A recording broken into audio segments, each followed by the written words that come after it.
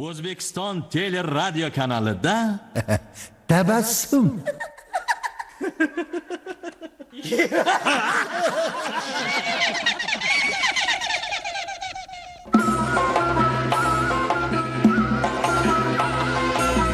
Tabassum ustaxonasidan gapiramiz. Tabassum ustaxonasidan gapiramiz. Assalomu alaykum kulgu shaydolari. Assalomu alaykum qadrdon Tabassumning quvnoq muxlislari.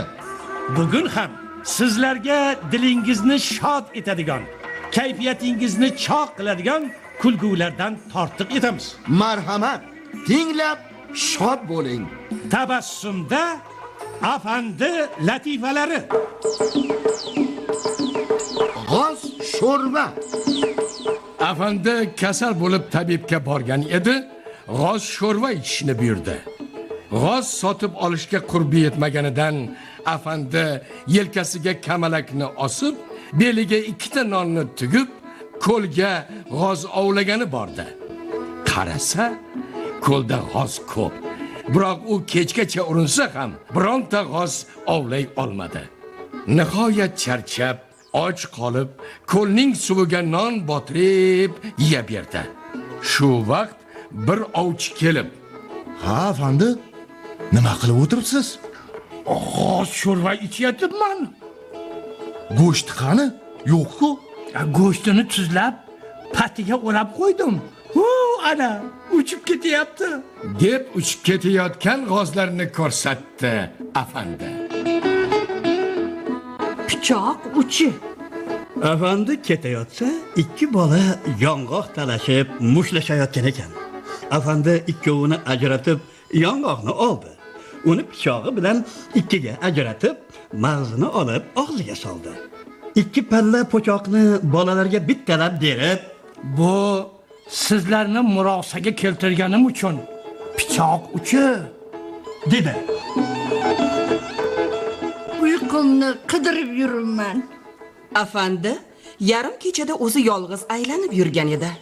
Mirshab ushlab oldi. Bemahalda nima qilib yuribsiz? So'radi Mirshab. Uyqum qochdi. Javob berdi afandi. Shuni qidirib yuribman. Nima? Ho'kiz meni oldi. Afandi bozordan ho'kiz olib kelayotgan edi. Yo'l-yo'lakay Afandi!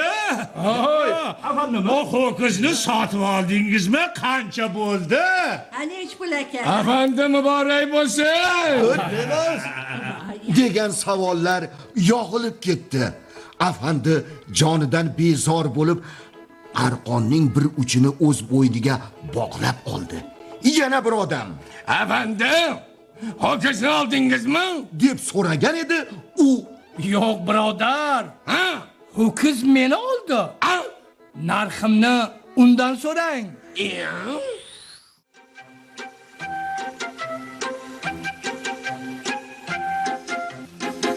Tabassumda hajivchi ijodkor Olim Qo'chqorbekovning Salomiga yarasha kitobidan olingan navbatdagi yolg'on hajviyasini e'tiboringizga havola etamiz. ha, gapimiz rost. Bizda yolg'on yo'q. Navbatdagi yolg'on hajviyasini tinglang va yolg'on so'zlamang. Navbatdagi yolg'on. Mestkom raisining kabineti. Rais o'z o'rnida o'tiribdi. Xonaga Sadir kiradi. Keling. chaqirtirgan ekansiz. Bugun yana tushgacha kelmadingiz. O'tgan kuni batamom ko'rinmadingiz. O'zi nima gap? Pragolchilikni tugatasizmi yo'qmi? Jonika, avval sababini so'rang. Men sirayam pragul qilmayman. Avvalo, pragulchilikni yoqtirmayman. Unda nega bir kun ishda bo'lsangiz, bir kun ko'rinmaysiz? Buni hammasini mudirimizga aytganman. Hammasi sababli. Qani, nimalarni aytgan ekansiz? Hozir menga bo'lim mudiri Sharipovni o'ylang. Sharipovmi? 1 minutga xonamga kelib keting. Shunday deng, pragulchi emassiz, shundaymi? Shunday. Mudirimiz ana, o'zlari ham keldilar, so'rang. Xo'sh, o'rtoq Sharipov, qani aytingchi, nega Sadir aka bir kun ishda ko'rinib, bir kun ko'rinmay qoladi? Xo'sh, sababi bormi? Sababi bor, aytaman.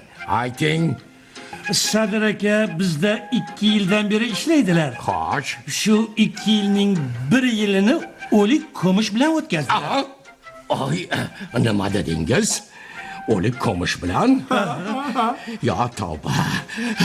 Qanaqa o'lik? Qanaqa o'lik bo'lardi? Bir kuni chap qo'shinlarning kampiri, boshqa kuni qo'shinlarning kuyovi, qolgan kunlari boshqalari birin-ketin o'laveradi. Nima bo'ldi? Tavba, tavba. Qo'shnilaringizni hammasi kasalmidi deyman. Bu yog'i boshqacharoq tushuntiryapti bular. Bilasiz, mahallamiz katta mahalla. To'g'ri, bilaman. Katta mahalla. Bilishimning sababi qarindosh urug'larnikiga borib turaman. Buning ustiga tog'alari, kuyovlari, ammalari, xolalari, qudalarining ukasi, tog'asi, akasi ham dunyodan o'tgan. Shundaymi? Shularning hammasi o'tdi, shunday. Axir aka Suljon, O'rta rais. Xo'sh. Sadir akam falonchi o'lib ko'mishga bordim deb tursalar, men bu kishini qanday puragulchi deyman? Oy, xo'p, mayli. Nega boshqalar vaqtida kelib, ishdan vaqtida ketadi-yu? Yo bu kishining mahallasi haligi faqat Endi haligi Sadir akam aytganlaridek issiqjon. Birov keksayib o'ladi. Birov kasallikdan. bo'lmasa, bugun tushgacha nega kelmadingiz? Bilasizmi? Mahallamizdagi bir polvon amaki deganni ko'rdik. Oy, polvon amaki. Ismi nima uni? Hamma bizda uni polvon deydi. Biz ham polvon amaki deymiz. Ismi hozir. Telefonda turibdi. Mahalla bo'lsa, o'ligini ko'mgan bo'lsangiz, Ko'mdik. ismini darrov esdan chiqarasizmi? Yo'q, esdan chiqmaydi. Ismi Muhammad. Muhammad? Aniq Muhammad. Muhammad. Yo, qarang, nima qarindosh ekanmi deyman. Hali qarindoshlarimiz bor degan edilar-ku. Ha, degan edi. Ay, kim bor? Suv sepinglar. Odamlar kelib suv sepishadi. Qani, narixonaga olib chiqaylik. Mayli. Divan bor. Yuring. Ey, suv sepinglar, suv. Narixonaga olib chiqamiz. Hamma raisni ko'tarib chiqib ketadi. Xonada Sadirning bir o'zi qoladi. Attang, navbatdagi yolg'onning misi chiqadiganga o'xshaydi. Otini aniq aytmasa bo'lar ekanda, biror qarindoshiga o'xshaydi.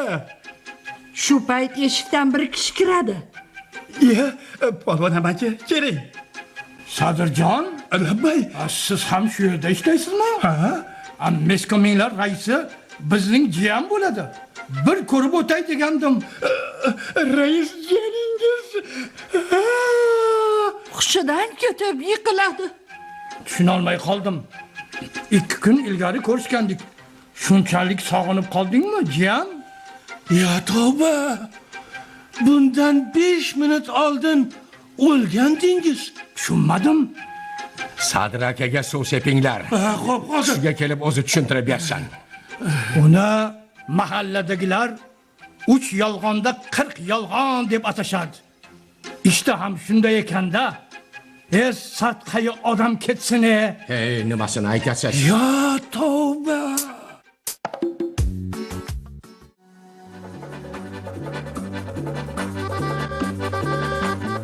Tabassumda 10 mirlik tarsaki kitobidan olingan latifalar bilan dilingizni shod etishda davom etamiz. Marhamat, tinglab kuling, ma'nosini chaqing va to'g'ri xulosa chiqaring. Ishi yurishmagan o'g'ri. Jihoning uyiga o'g'ri kiribdi. Jiho buni payqabdi-da, qimirlamay o'tiraveribdi. O'g'ri uni butun topgan tutganini yig'ishtira boshlabdi. juda ko'p kiyim-kechak va uy anjomlarini to'plab, yaraydigan hech narsasini qo'ymabdi. O'g'ri tashqariga chiqqanidan keyin Juho o'rnidan qo'zg'alib, uxlab yotgan xonasidagi narsalarni yig'ishtiribdi va o'g'ridan oldin uning uyiga borib turibdi. Uyiga qaytib kelgan o'g'ri Juhoni ko'rib dahshatga tushibdi. Qanday qilib sen bu yerga kelib qolding? Uyimdagi hamma kiyim-kechak va anjomlarimni olib ketganingga shu yerga ko'chyapmiz shekilli deb o'ylabman. Nima? Kabob bahosi. Fakir bir kishi kabobbazning eshigi oldida to'xtabdi. Fakir juda och ekan. U bitta non sotib olib do'kon yaqiniga o'tirib, kabobning hidiga nonni qo'shib yeya boshlabdi. Kabobbaz uni ko'rib, undan kabob hidiga haq talab qilibdi. Lekin fakir unga hech narsa demabdi. Kabobbaz uning yoqasidan ushlab, qozi Juhoning oldiga olib borib debdi. Janob qozi, bu odam nonni kabobni hidiga qo'shib yeyayotgan edi. Shundan kabob hidini talab qilsam to'lamadi. Juho biroz o'ylab turibdi-da, Kabobning hidi uchun qancha pul talab qilyapsan debdi. 5 tilla. Debdi kabobbaz. Juho cho'ntagidan 5 tilla tanga chiqaribdi-da, yonidagi marmar ustiga jingillatib tashlab kabobbazga debdi. Ovozini eshitdingmi? Janob qozi, Debdi kabobbaz. Ana shu ovozni ola qol bo'lmasa, Debdi qozi. ya, bu qanaqasi bo'ldi? O'g'li otasiga aza tutdi. Juho qora kiyim kiyib yurgan ekan, do'stlardan biri duch kelib, oila a'zolari va yaqinlaridan biron kishi o'ldimi deb so'rabdi. Juho unga Hamma qora kiyim kiyganlarning biror yaqin kishisi yoki do'sti o'lgan bo'lishi kerakmi? ha shunday. Bu hamma odamlar orasidagi ma'lum odat. debdi do'sti. Agar shunday bo'lsa, men o'g'limning otasi vafoti munosabati bilan aza tutib, qora kiyim kiyib yuribman. Mening sho'rimga onang seni qoldirgan ekan. Juho xotini bilan issiq sho'rva ichib o'tirardi. Xotini sho'rvadan ozgina ichishi bilan og'zi kuyib, ko'zlaridan yoshlari quyilib ketibdi. Juho buni sababini so'ragan ekan. Bo'ldi. Ha. Voy, marhuma onam esimga tushib ketdi. Chunki u kishi shunday sho'rvani yaxshi ko'rardilar. Debdi. Juho ham sho'rvadan bir ho'plagan ekan, og'zi kuyib, ko'zlaridan tirqirab yosh chiqib ketibdi. Xotini sababini so'ragan edi. U Marhuma onangga qayg'urib yig'lab yubordim. debdi. Xotini ajablanib, Voy, onamni ko'rmagan bo'lsang, qanday qilib unga yig'layapsan ha? U o'lib ketgan-a. Sho'rimga seni tashlab ketgani uchun yig'layapman. debdi Juho.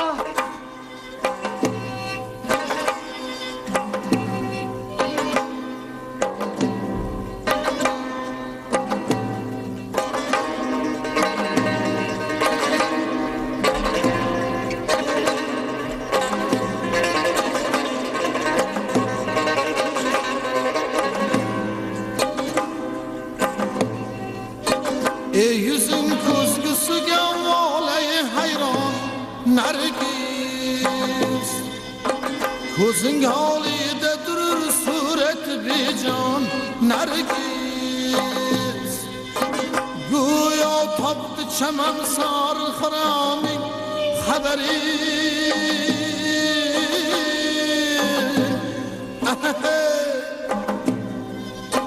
Hoşetar her kecha gulshanda charog'on Nargiz Nergiz Haber olmaysan Hergiz Haber olmaysan Hergiz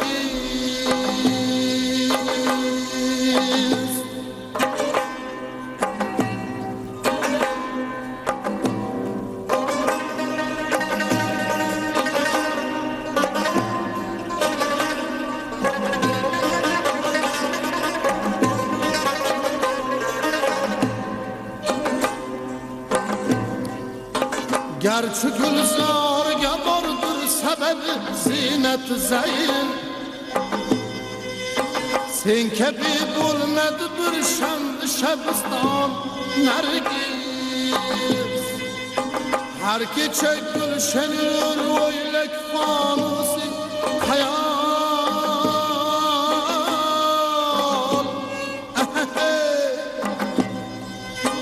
Haşi tere her gece gülşende çaraman Nergiz Ah Nergiz Haber olmaysan Hergiz Haber olmaysan Hergiz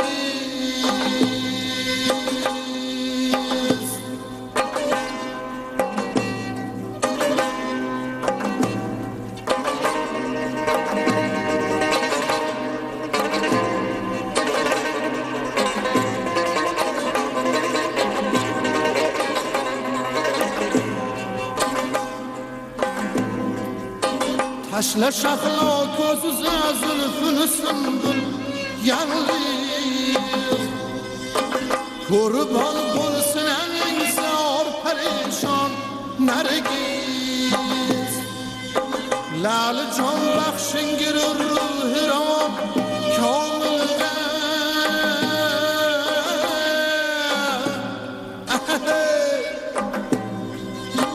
Nigahı katil ile gerçi alcan Nergiz Ah Nergiz Haber olmaysan Hergiz Haber olmaysan Hergiz Haber olmaysan Hergiz Haber olmaysan Hergiz